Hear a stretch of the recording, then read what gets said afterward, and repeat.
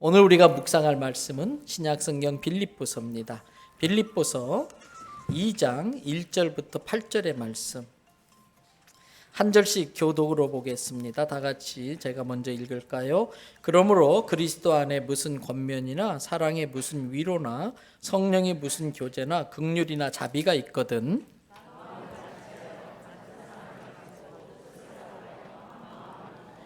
아무 일에든지 다툼이나 허용으로 하지 말고 오직 겸손한 마음으로 각각 자기보다 남을 낮게 여기고 각각 자기의 일을 돌볼 뿐더러 또한 각각 다른 사람들의 일을 돌보아 기쁨을 충만하게 하여 너희 안에 이 마음을 품으라. 곧 그리스도 예수의 마음이니 그는 근본 하나님의 본체시나 하나님과 동일됨을 취할 것으로 여기지 아니하시고 오히려 자기를 비워 종의 형체를 가지사 사람들과 같이 되셨고 사람의 모양으로 나타나사 자기를 낮추시고 죽기까지 복종하셨으니 곧 십자가에 죽으심이라. 아멘. 할렐루야. 오늘 또 저와 여러분의 가정, 자녀 하는 모든 일들마다 하나님의 도우시는 손길이 함께 하시기를 주님의 이름으로 축복합니다. 오늘이 2019년 마지막 주일입니다. 2019년을 되돌아보면은 참 갈등이 많았던 한 해였다, 그런 생각이 들어요. 국제적으로는 한국을 비롯해서 일본과의 관계, 중국과의 관계, 미국과의 방위비 협상이라든지 이런 관계, 그리고 또 북한과의 관계에서 참 갈등이 많았었어요.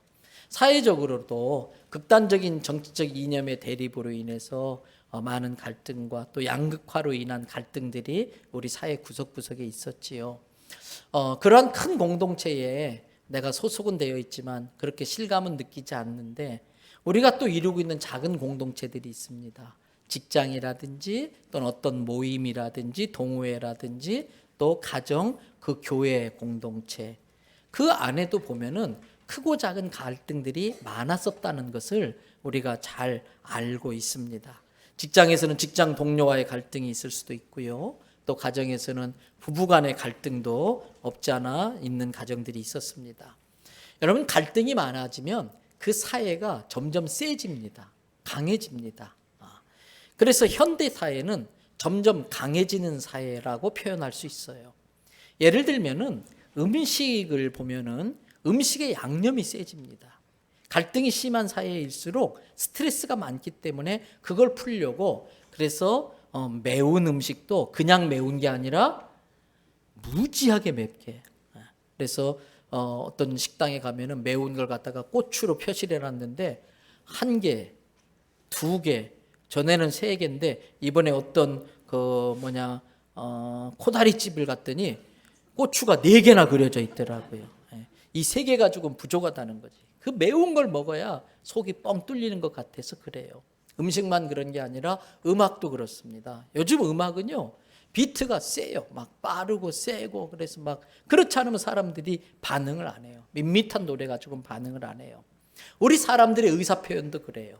몸집도 많이 과장되고요. 또 쓰는 용어들, 단어들도 아주 자극적인 용어, 센 단어로 이야기를 해야 누가 좀 귀를 기울여 주니까 그렇게 점점 강해지는 겁니다. 이렇게 자극이 강해지고 모든 것이 극단적인 사회는요, 감정 에너지 낭비가 심해집니다. 모든 게 아주 세고 극단적인 그러한 사회는 그것들에 대응해서 살아야 되기 때문에 내 안에 있는 감정 에너지 낭비가 아주 빠르게 진행이 됩니다. 절충과 이해와 양보와 타협과 대화가 상실되어진 사회 속에서 계속 살다 보면, 그런 상태가 계속 지속되면 점점 사람들이 지쳐가요. 에너지가 다 떨어지면 더 이상 내가 봐줄 수가 없어요. 인내 감정 에너지가 다 소진돼 버리는 거예요. 내가 좀 품어주려고 하는데 더 이상 사랑해 줄 수가 없어요. 사랑 감정 에너지가 다 떨어져 버리고 마는 거지요. 그렇게 되면 갈등 구조로 넘어갑니다. 분노 조절이 안 되고 감정이 확 폭발해요. 그래서 요즘 사회는 벼르는 사회. 누가 한번 건들기만 해봐라. 아니면 더 나아가서 누가 좀 건드려 주기를 바라고 있어요. 그래서 한 번만 건들면 그냥 다 엎어버릴 거야. 이런 분노 사회를 우리가 살고 있어요. 여러분, 그때의 그 순간에 그러한 감정의 에너지를 다시 리필, 다시 회복하는 것을 받지 못하면 사람들이 우울증에 빠지거나 그것이 심해지면은 극단적 선택을 하는 경우들도 가끔 있어요. 이렇게 감정 에너지가 다 떨어져 가면 사람들은 그 감정 에너지를 채울 수 있는 어떤 곳을 찾아가요. 방법을 찾아요. 제일 바람직한 것은 그 감정 에너지를 다시 리필받는 채워지는 곳이 가정이 돼야 됩니다. 그리고 나의 떨어진 탈진된 감정 에너지를 다시 채워주는 사람이 나의 배우자가 돼야 됩니다. 그런데 오늘날 안타깝게도 가정에서 그렇게 잘해주지 못하는 가정들도 많이 있다고 봐요. 그리고 배우자끼리 정말 직장에서 지치고 힘든 사람들이 힘들어서 들어왔을 때에 애썼다고 수고했다고 격려하고 위로하고 축복하면서 사랑 에너지를 채워주고 감사 에너지를 채워줘야 되는데 그렇지를 못해요. 아, 집에서 육아하느라고 얼마나 애썼냐, 살림살이 표도 안 나는데 얼마나 고생했냐, 아내의 수고를 알아주고 격려하면서 다 떨어진 감사 에너지를 다시 채워줘야 되는데 그렇지를 못해요. 가정에서 채움받지 못하면 사람들이 다른 방법을 찾습니다. 어떤 사람은 게임에 빠져들어요. 게임을 통해서 위로받고 게임을 통해서 에너지를 얻고 그러다가 게임에 중독 걸려요. 어떤 사람은 술, 그러다가 알코올 중독이 돼요. 그나마 좀 건전한 사람은 오락을 한다든지 스포츠를 통해서 땀을 흠뻑 흘리면서 그러한 탈진된 자기의 감정 에너지를 다시 채우는 거지요. 또 어떤 사람은 자기의 마음을 알아주는 사람, 공감해 줄 수 있는 사람, 그 공감하는 과정을 통해서 자기 다 떨어진 감정 에너지를 다시 채움받는 거예요. 그런데 위험한 것은 자기 배우자가 아닌 다른 이성과의 만남을 통해서 또 그런 위로를 받고 공감을 얻고 격려를 받고 싶어하는 사람들이 생길 수가 있어요. 그렇기 때문에 우리는 건전한 방법으로 자기의 감정 에너지를 충전받을 수 있는 방법을 터득하고 있어야 되고 그러한 도움을 받아야 됩니다. 예를 들면은 음악이라든지 그림이라든지 스포츠라든지. 지난주 중에 이제 울산 더사랑교회 담임 목사님이 되신 박용란 목사님이 성탄절 지내고 인사를 하겠다고 제 방에 놀러 왔어요. 그래서 오랜만에 우리 부목사님들 같이 동역했던 분들 다 제 방에 오라고 그래서 같이 또 차도 마시고 대화도 하고 그랬는데 가만히 보니까 이제 다들 지쳐 있잖아요. 뭐 연말연시 누구나 마찬가지입니다만 일도 많이 밀리고 하다 보니까 마음이 좀 힘들어하는 것 같아요. 그래서 제가 그랬어요. 우리 잠시 대화 중단하고 아무것도 하지 말고 내가 노래 하나 틀어줄 테니까 음악 한번 들어봐라. 그러면서 제가 무슨 노래를 틀어줬냐면 벨리니의 유명한 오페라인 목류병 여인 중에 나오는 여자 주연 여자 주인공 아미나가 부르는 아주 높은 음이 곱게 나오는 그 소프라노 아리아를 이렇게 들려줬어요. 너무 생소한 이야기를 하고 있나요? 그런데 우리 부목사님들도 반응이 똑같았어요. 그래서 제가 그 노래의 배경을 설명을 쭉 해줬죠. 그 오페라 목류병 여인의 오페라는 이런 내용이고 이 노래는 언제 나오는 노래인데 그 노래 제목이 아논 끄레데아 마라르띠라고 하는 이태리 말인데 그대로 번역하면 믿을 수 없어라. 이렇게 자기가 사랑했던 남자가 오해를 해가지고 프로포즈한 지 하루 만에 결혼 반지를 빼가 버린 거예요. 그런데 이제 나중에 오해가 풀려서 다시 이제 좋은 결말이 되는데 그 과정 속에 그 막 파혼당하게 되는 그 아픔과 고통, 그러나 마지막에 오해가 풀려서 다시 사랑이 회복되는 즐거움을 노래하는 그런 아리아인데 한번 기회가 되면 꼭 한번 들어보세요. 그렇게 한 거의 10분 가까이 되는 그 노래를 이렇게 조수미 씨 CD를 가지고 쫙 들려주니까 좀 시간이 지나니까 처음에는 좀 어색해하고 하더니 그 노랫말 가사도 쭉 알려주고 하니까 좀 마음이 그게 감정이 거기에 동화가 된 거예요. 그래서 얼굴이 느긋해지고 좀 누그러지는 경험을 하는 것을 볼 수가 있었어요. 여러분 이처럼 음악이나 미술이나 또는 자연을 통해서 지난 사무총회 마치고도 우리 부교역자들 수고했다고 같이 아홉산에 가서 대나무 숲을 쭉 거닐고 왔습니다. 1시간 반 정도 그 대나무 숲을 거닐면서 제 자신도 그렇고 많이 힐링되는 걸 느낄 수가 있었어요.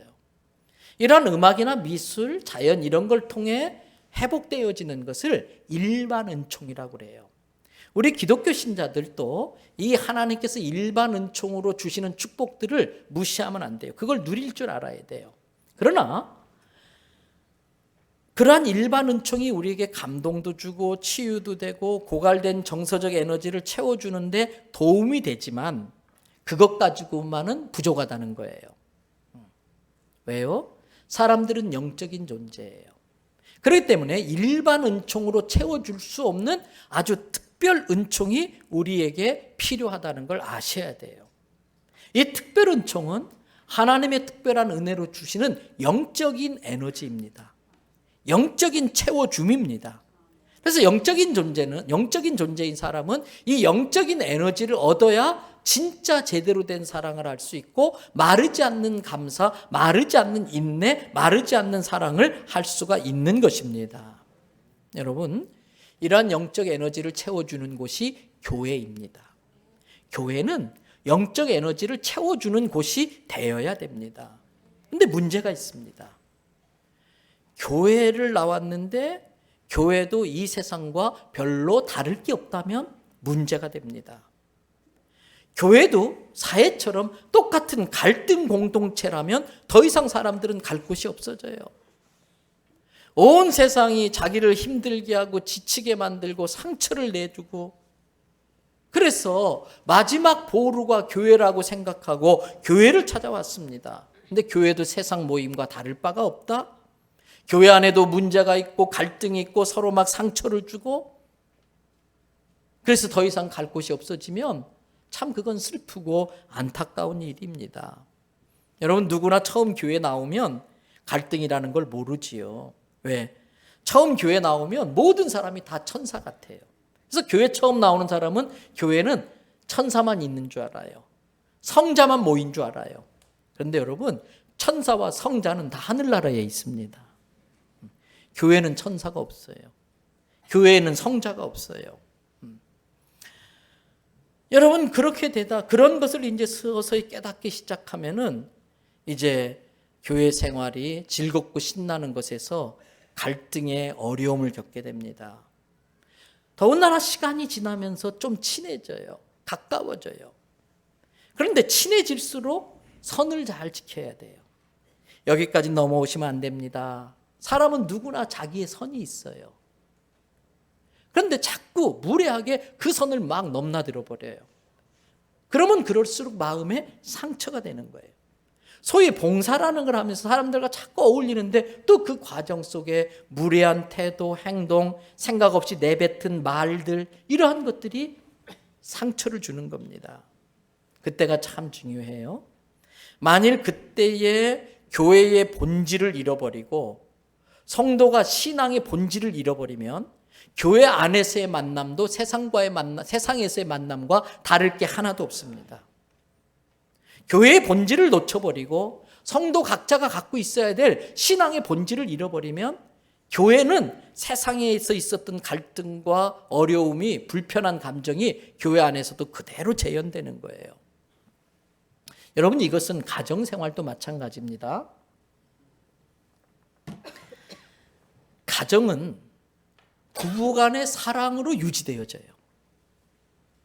가정은 부부간의 사랑으로 세워져 가는 거예요. 그래서 이 부부간의 사랑이 계속해서 뜨거워지고 온도가 유지되어지면 살아가는 과정에 생기는 갈등들을 다 극복해낼 수 있습니다. 그런데 사람의 사랑이라는 것이 상황에 따라 변질돼요. 사람의 사랑은 시간이 흐르면 리미트가 있어요. 온도가 떨어지기 시작해요. 그래서 대개 신혼 때는 갈등이 많지 않아요. 왜요? 실은 신혼 때 갈등이 더 많아야 돼요. 왜? 화성남자 금성여자가 같이 만나 사니까 얼마나 갈등이 많겠어요. 그럼에도 불구하고 그 갈등을 녹여낼 수 있는 뜨거운 용광로 같은 사랑이 있으니까 그게 문제가 되질 않아요.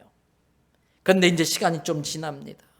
서로 좋은 점만 보면 막 사랑의 고백을 하고요. 보글보글 된장찌개 끓는 소리가 막 행복하게 들리고요. 웃음소리가 넘치고요. 첫 아이를 낳으면 더군다나 말할 것도 없지요. 아이가 귀여워서 아이고 내 새끼, 아이고 예쁜 우리 아가, 코도 그렇고 눈도 그렇고 꼭 지혜비를 닮아가지고 이렇게 이쁘네. 근데 이제 시간이 지나면 사랑의 온도가 떨어지잖아요. 또 밖에서 겪는 그러한 일들은, 우리가 인생을 살아가면서 겪는 대부분의 일은 사랑 온도를 높여주는 일보다는 떨어뜨리는 일들이 훨씬 더 많아요.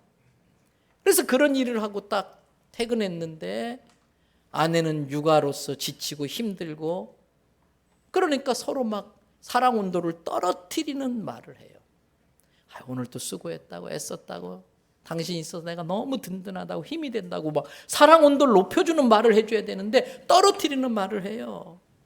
그래서 아이고 내 새끼 귀여운 우리 아가, 코도 그렇고 눈도 그렇고 지혜비를 쏙 빼닮아서 그랬던 여자가 에이그 지겨워 죽겠어, 속 썩이는 게 꼭 지혜비 닮아가지고 바뀌어버려요. 그러면 남편이 또 가만히 있습니까? 남편도 밖에서 힘들게 돌아가지고 사랑 감정 에너지가 떨어질 대로 떨어졌는데, 인내 에너지가 떨어질 대로 떨어졌는데, 그러면 이제 반격을 하죠. 맞받아치지요. 여러분, 한때 호박 시리즈가 유행한 적이 있었는데 그 호박 시리즈 기억하세요? 아내가 화장하면서 아이고 지겨워 죽겠어, 속 썩이는 것도 다 지혜비 닮아가지고, 딱 그 말 들으면 남편은 바로 그래. 야 너는 어이구, 야 호박에 줄 긋는다고 수박 되는 거 봤냐? 자기 딴 이쁘게 화장하고 있는데 거기서 끝나면 좋은데 복수는 항상 더 세게 하는데 맛이 있거든요. 그러니까 또 강도 세게 나가는 거예요. 자기가 알고 있는 호박 시리즈를 다 읊어대는 거예요. 야, 호박을 한 글자로 하면 뭔지 알아? 너야 너.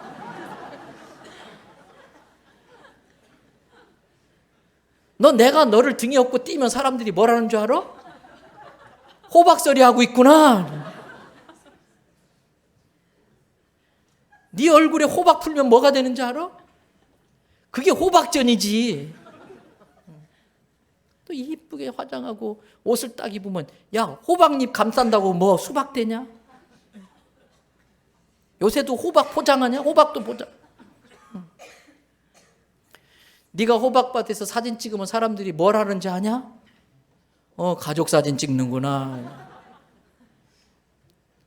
내가 호박 따면은 타살, 네가 가서 호박 따면 자살.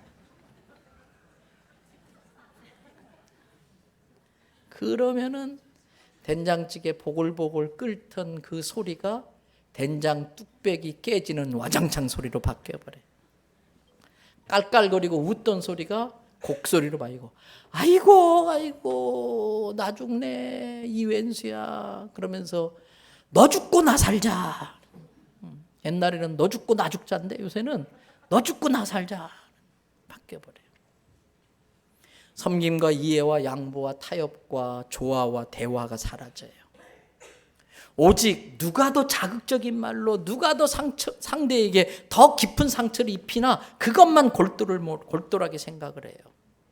여러분, 진리가 하나 있어요. 어떤 싸움도 승자는 없습니다. 국가 간의 싸움이든 부부 간의 싸움이든 직장 동료와의 다툼이든 어떤 싸움이든 승자는 없습니다. 승리 같은 패배만 있을 뿐입니다. 아무리 큰 강대국이 작은 나라를 삼켰다 할지라도 그 과정 속에 큰 나라도 얻는 데미지가 있습니다. 때문에 승리 같은 패배가 있을 뿐이지 승자는 없는 겁니다. 이처럼 천국 같아야 될 가정이 이렇게 끔찍스러운 지옥 같은 집구석이 되는 단 하나의 이유는 가정의 본질인 부부간의 사랑의 온도가 떨어졌기 때문이에요. 사랑 에너지가 떨어질 때마다 계속 격려하고 고맙습니다, 감사합니다, 정말 애썼어요, 수고했어요, 당신이나 되니까 이렇게 참고 살지, 이렇게 격려해서 에너지를 높여주면 그 문제가 해결되는데, 그렇게 에너지를 보충받지 못하면 엉망이 되는 거예요. 근데 가정만 그런 게 아닙니다. 교회도 마찬가지예요. 교회의 본질이 뭡니까? 예수님의 사랑입니다. 예수님의 사랑은 리미트가 없습니다. 예수님의 사랑은 온도가 떨어지는 법이 없습니다. 예수님의 사랑은 마운다리가 없습니다. 제한이 없습니다. 그래서 교회는 예수님의 사랑으로 존재하는 거예요. 또 성도 개인의 신앙의 본질은 뭡니까? 마음의 주인이 예수님이 되는 겁니다. 그래서 그전엔 내가 주인이 돼서 내 생각대로, 내 뜻대로, 내 고집대로 모든 걸 결정하고 살았지만 내 마음의 주인이 예수님으로 바뀌고 나면 내 뜻, 고집을 다 내려놓고 예수님의 뜻인 하나님의 말씀에 순종하며 사는 거예요. 그래서 오늘 외웠던 말씀처럼 하나님의 말씀을 주야로 묵상하며 그 가운데 기록된 대로 다 지켜갈 때에 내 가정도 내 인생도 평탄하고 형통하게 되고 지옥 같은 집구석이 아니라 지옥 같은 마음이 아니라 천국 같은 가정, 천국의 마음을 이루며 살 수 있는 겁니다. 교회도 교회의 본질을 잃어버리면 세상 모임과 다를 것이 하나도 없습니다.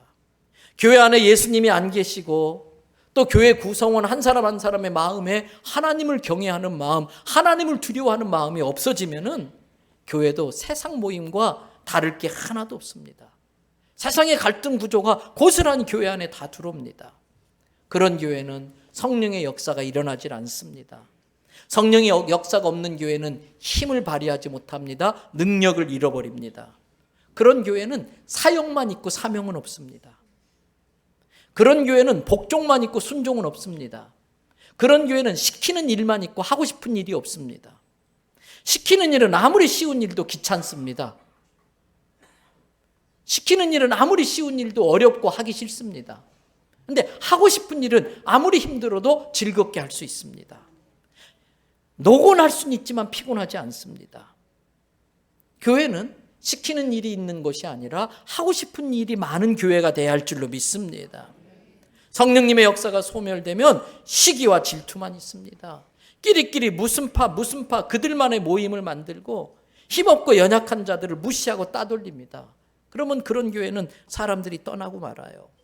사랑이 없는 교회, 양보와 이해와 봉사와 헌신이 없는 교회, 그 대신 자기 자랑만 있고 취미생활, 오락만 있는 교회, 그런 교회는 금방 사단이 역사하는 유람선이 되고 말아요.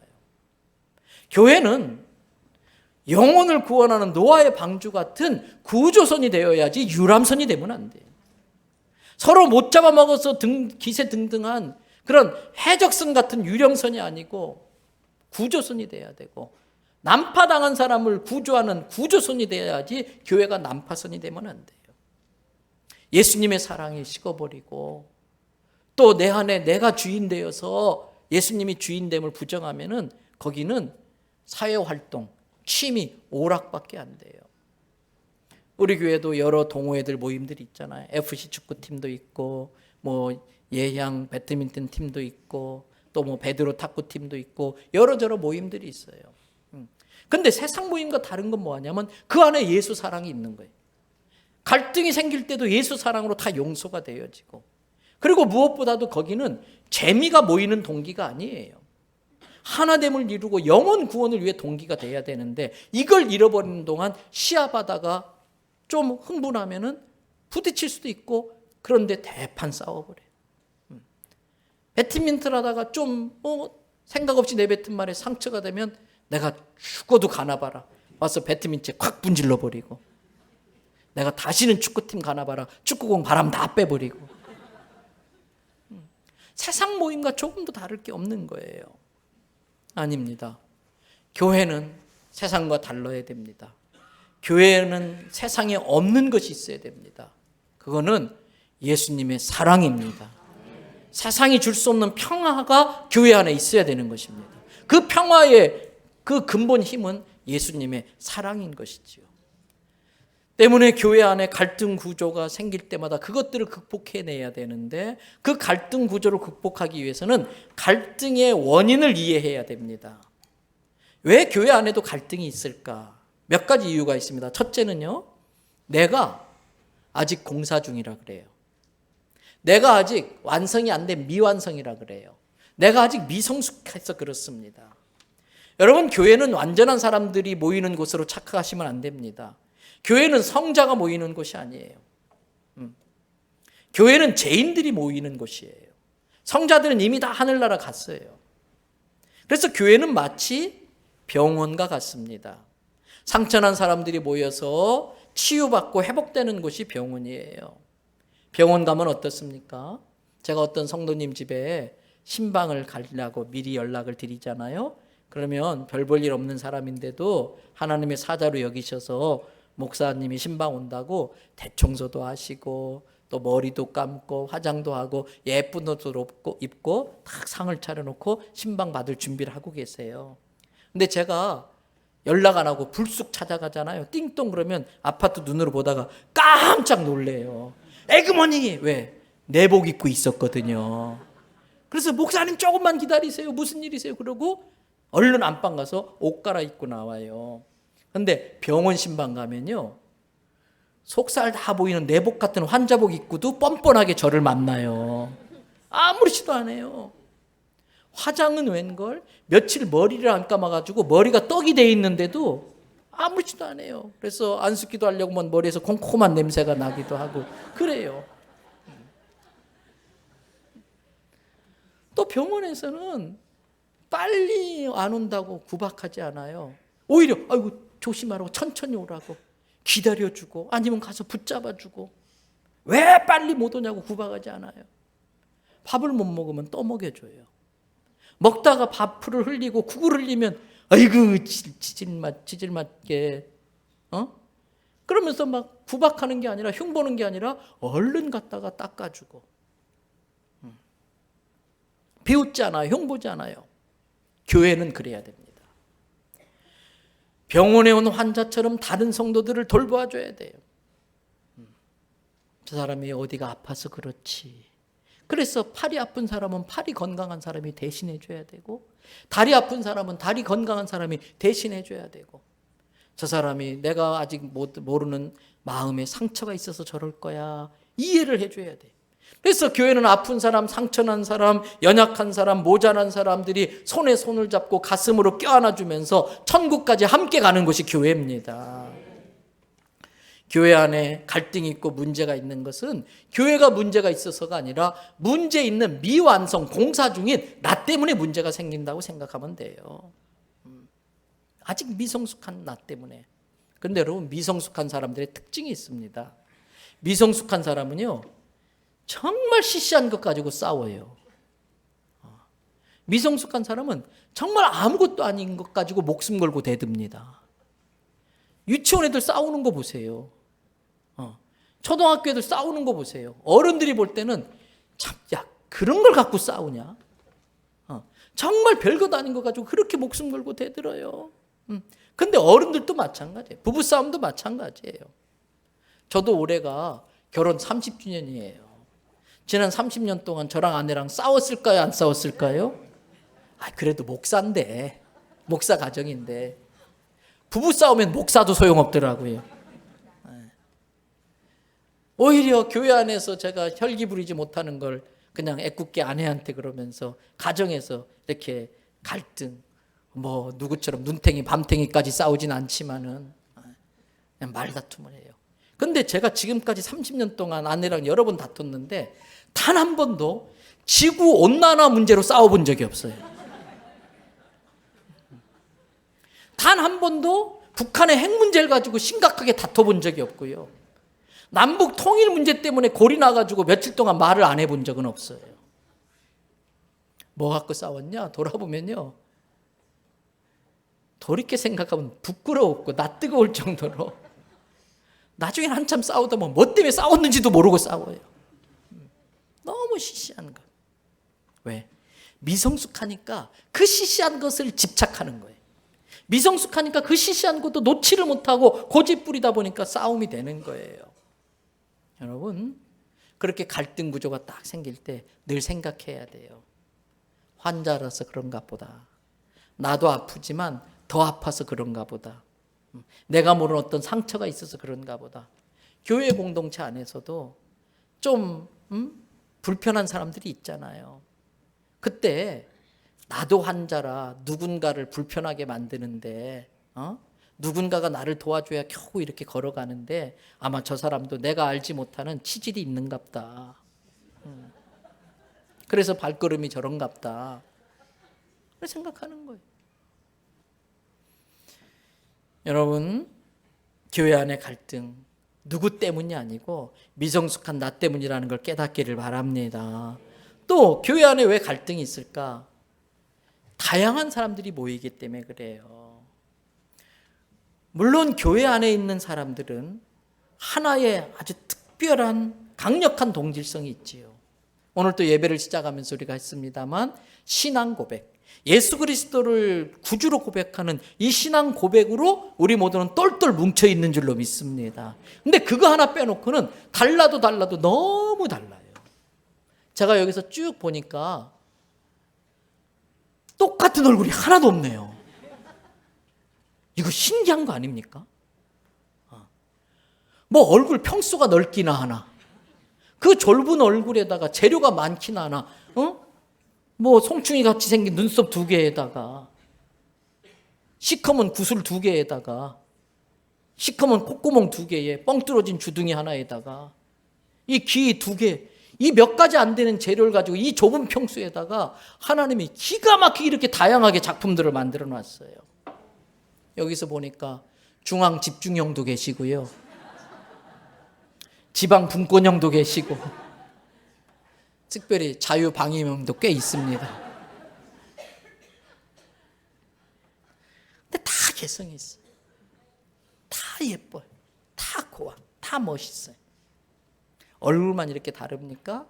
성격도 다르지요. 살아온 배경도 다르지요. 가정 환경도 다르지요. 재산 정도도 다 다르지요. 학력도 다르지요. 고향도 다르지요. 말투도 다르지요. 직업도 다르지요. 직위도 다르지요. 기도하는 스타일도 다르고 찬송하는 모습도 다르고 정말 가지가지입니다. 여러 가지 합니다, 우리는.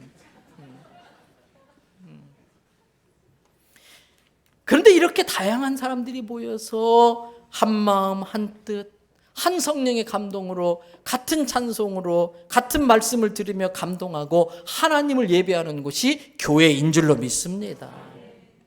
특별히 우리나라 사람들은 다양성에 대한 수용성이 많이 떨어져요. 다양성에 대한 수용도가 많이 낮아요. 여러분, 외국인들이 한국에 와서 가장 많이 당황하고 놀라는 것 중에 하나가 뭔지 아십니까? 어쩌면 한국 사람들이 다 이렇게 똑같이 생겼냐 이거예요. 우리들도 서양 사람 보면은 잘 구분이 안 되잖아요. 헷갈리잖아요. 그런데 서양은 그나마 색깔이 좀 다르기라도 한데 외국 사람들이 우리나라에 와서 딱 공항에 내려 처음 보면은 어떻게 사람들이 다 한결같이 놀이끼리 하냐 이거예요. 단일민족 전 세계에 유대민족하고 대한민국 한민족밖에 없어요. 근데 유대민족은 그 나라의 배경상 온 세계에서 온 사람들로 이스라엘이 이루어져 있어요.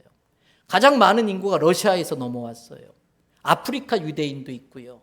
동남아 유대인도 있고요. 그래서 다양하지만 우리 한국은 너무 단일민족으로 획일화되어 있어요. 게다가 일제제국 시대 때에 또 군사 독재 시절 때에 우리는 줄 서는 게 훈련이 돼 있어요. 딱 각이 맞아야 돼. 똑같아야 돼. 그게 잘하는 것인 줄 알았어요. 그러다 보니까 다양성이 받아들여지질 않아요. 존중되어지질 않아요.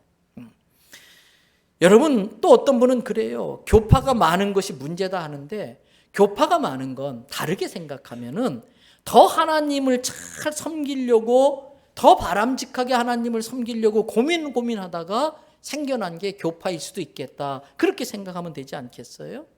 나의 약점을 네가 보완해주고 너의 부족함을 내가 메꿔주고 성결교단의 부족한 것을 장로교단이 보완해주고 장로교단의 아쉬운 걸 성결교회가 커버해주고 그렇게 하나님은 다양한 재료들을 조화롭게 이루시는 분인 거예요. 그래서 다양성은 하나님의 축복이에요. 다양한 것은 아름다운 것입니다. 그래서 교회는 솔로가 아니라 합창이에요.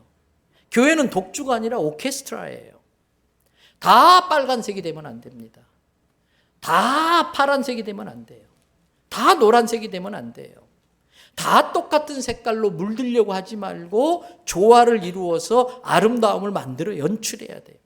다른 색깔을 틀렸다고 하지 말고 다른 것을 다르다고 말할 수 있어야 돼요. 그리고 그 다름이 어울려서 아름다운 작품을 만들어내는 거예요. 왜? 그 색깔도 하나님이 만들어 놓은 색깔이기 때문에. 다양성을 인정하지 못하면 갈등이 생깁니다. 다름을 수용하고 어우러져야 아름다운 겁니다. 부부는 원래 다른 겁니다. 그 다름을 조화롭게 맞춰가는 게 실력입니다. 그게 부부의 실력입니다. 교회는 다양한 사람들이 모이는 곳입니다. 그 다양한 사람이 한 성령으로 하나 되는 게 그 교회의 힘이고 실력인 줄로 믿습니다. 마지막 하나, 교회가 왜 이렇게 갈등에 빠지게 되나? 근본적인 이유가 있습니다. 끊임없는 사단의 공격 때문에 그렇습니다. 교회가 생긴 이래로 사단은 끊임없이 교회를 공격합니다. 더군다나 교회 구성원들 중에서 미성숙한 공사 중인 사람들이 있기 때문에 이 사람들은 쉽게 미성숙할수록 사단에게 이용당하기가 쉬워요. 사단의 도구가 되기가 쉬워요.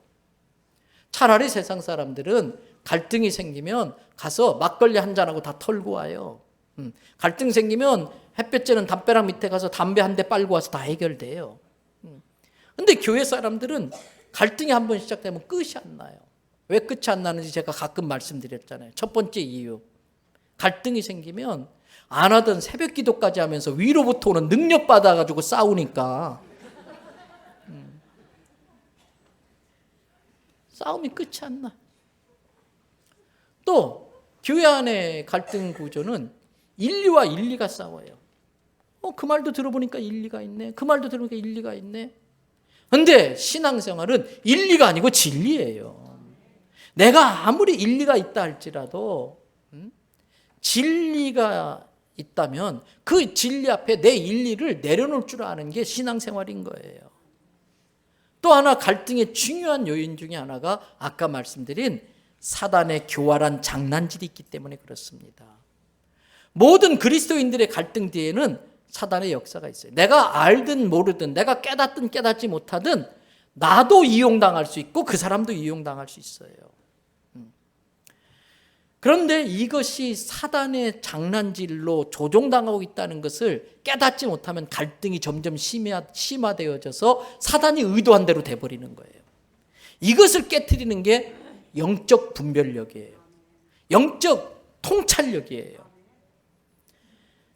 그래서 이 사단의 장난질이라고 하는 영적 세계를 통찰하지 못하면 어떤 갈등이 생겼을 때에 그 뒤에서 조종하는 사탄을 대적해야 되는데 사탄을 대적하지 않고 그 사단에게 이용당하는 사람을 대적하게 돼요. 사단을 대적하면 영적인 사람이 되지만 사람을 대적하면 감정적인 사람이 돼요.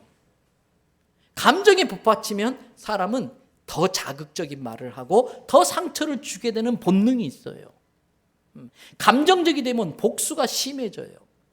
그래서 함무라비 법전에 눈은 눈이요 이는 이로 이렇게 하라고 하는, 눈은 눈으로 갚고 이는 이로 갚으라는 뜻이 뭡니까? 누군가가 실수로 나의 눈을 다치게 하면은 복수를 하라고 할 때에 눈만 다치게 아니라 팔까지 부러뜨려 버리는 거예요. 그러니까 네가 다친 만큼만 복수해. 누가 내 이를 부러뜨리면 내 그 사람의 이를 부러뜨리는 게 아니라 이만 부러뜨릴 뿐만 아니라 머리통까지 깨려고 그래요. 그래서 눈은 눈으로 이는 이라고 한 거지 그게 뭐 심한 법이 아닌 거예요. 그게 인간의 본성인 거예요. 그렇기 때문에 갈등을 해결하는 중요한 요소 중에 하나가 그 뒤에 교활하게 숨어있는 사단의 정체를 드러내는 것입니다. 여러분, 특별히 교회를 오래 다녔다고 하는데 늘 갈등의 중심에 있는 사람들이 종종 있어요. 교회 생활을 오래 했는데 갈등을 유발하는 사람들이 있어요. 그런 사람은 교회를 오래 다닌 사람이지 예수님을 믿는 사람이 아닙니다. 교회를 오래 다닌 것과 예수님을 믿는 것을 분별할 줄 알아야 돼요.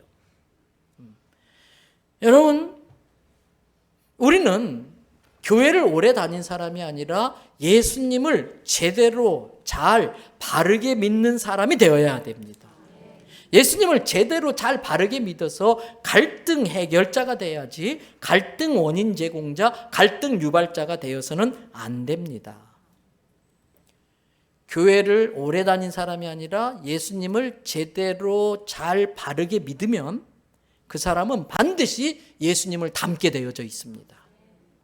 그 사람이 교회를 오래 다녔다 할지라도 예수님을 닮은 구석이 없다면 그 사람은 교회를 오래 다녔을 뿐이지 예수님을 제대로 잘 바르게 믿은 게 아니기 때문에 그렇습니다.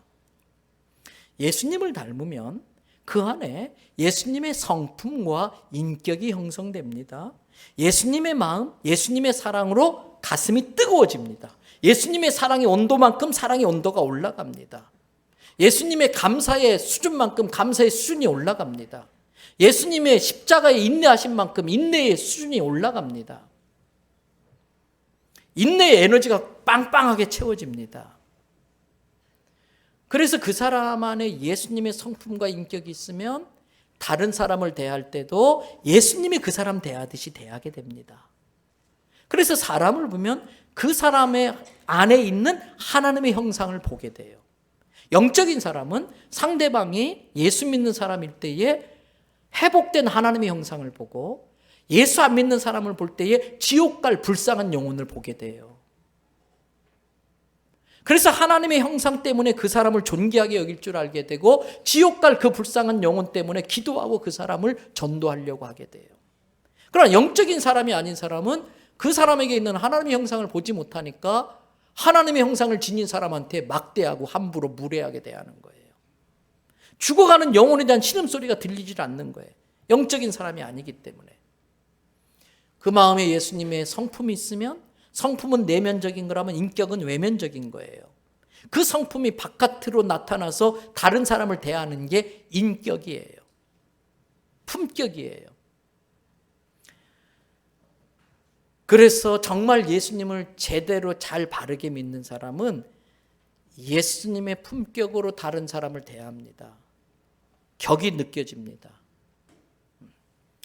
사랑하는 대원성교회 성도 여러분, 저는 우리 교회 성도들이 위선자가 아니라 품격 있는 성도들이 되기를 바랍니다. 격이 있는, 수준 있는, 예수 닮는 성도들이 되기를 축복합니다.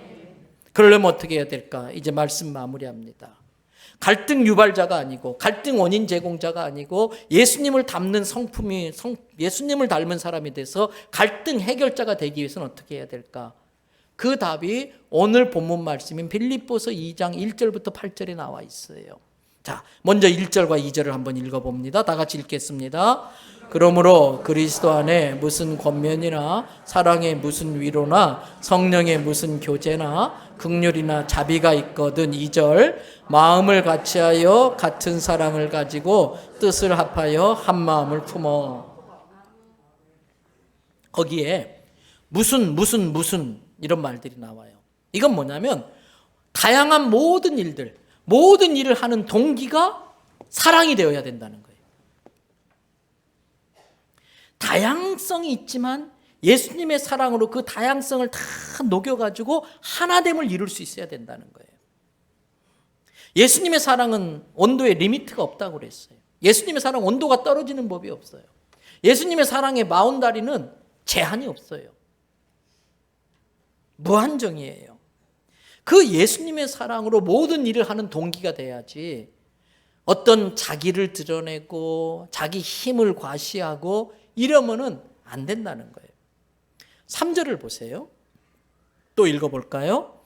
아무 일에든지 다툼이나 허영으로 하지 말고 오직 겸손한 마음으로 각각 자기보다 남을 낮게 여기고. 어떤 일을 하든지 다툼은 하나님의 뜻이 아니에요.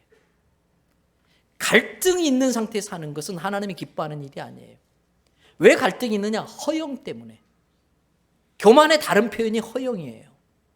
그래서 이러한 다툼이나 허영으로 갈등이 생길 때에 그걸 해결하는 방법은 겸손한 마음이에요. 겸손은 뭐냐? 나도 일리가 있는 생각을 하지만 저 사람의 생각이 더 일리가 있네. 나보다 남을 낮게 여기는 거예요. 남을 존귀하게 여기고 존중하는 거예요. 그리고 4절로 가보십시오. 각각 뭐라고 그랬어요? 자기 일을 돌볼 뿐더러. 이건 뭐냐면 어떤 환자를 보면은 나는 더하지. 어떤 미완성 공사 중인 사람을 보면은 나는 더 큰 공사 중인데 자기를 보라는 거예요. 자기의 부족함과 연약함을 보라는 거예요. 저 사람보다 내가 나은 게 뭐가 있지? 가만히 생각해 보니까 내가 저 사람보다 나은 게 하나도 없는데 내가 까불었네. 내가 설쳤네. 내가 건방 떨었네. 자기를 보라는 거예요. 그리고 나서 다른 사람을 돌보아. 아까 말씀 띄워놔 주세요. 그대로 4절에. 각각 다른 사람의 일을 돌보아. 아, 나보다 더 힘든 사람이 있구나. 나보다 어려운 처지에 있구나. 가서 같이 기도해주고 또 도와주고 돌봐줘라. 그럴 때에 우리 교회 금년표가 뭐예요? 그리스도의 신부, 하나님의 기쁨이 되는 교회. 그랬더니 그리스도의 신부가 뭐 하는 겁니까? 어떻게 하는 게 그리스도의 신부입니까? 내년 오후 예배 시간마다 우리 부목사님들이 그리스도의 신부 시리즈 설교를 할 거예요. 제가 오다를 했어요. 그리스도의 신부는 신랑에게 큰 기쁨을 주는 게 신부예요.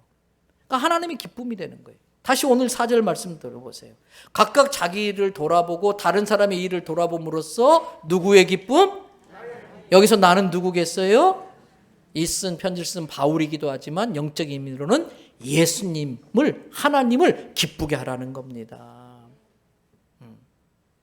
그런데 그렇게 될 수 있는 가장 기본적인 베이스, 핵심은 뭐냐? 5절 말씀이에요. 5절 말씀 다 같이 읽어봅니다. 너희 안에 이 마음을 품으라. 곧 그리스도 예수의 마음이니. 예수 믿는 건 내 마음이 예수님 마음으로 바뀌는 거예요. 예수님의 마음으로 저 사람을 바라보는 거예요. 품는 거예요.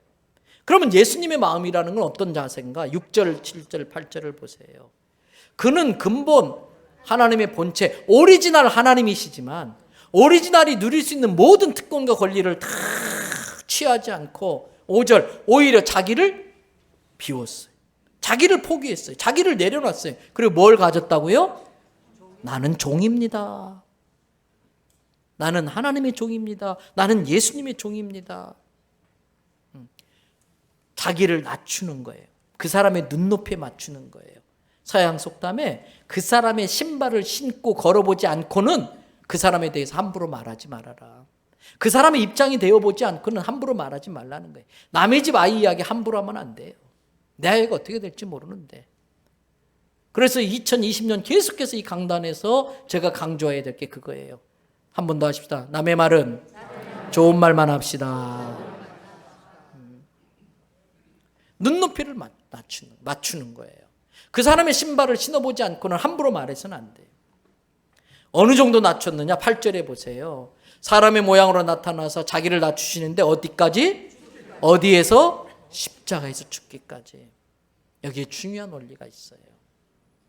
내가 죽고자 하면 다 해결돼요. 갈등은. 내가 죽으려고 하지 않으니까 갈등이 안 끝나는 거예요. 따라합시다. 내가 살면 예수님이 죽고 내가 죽으면 예수님이 산다.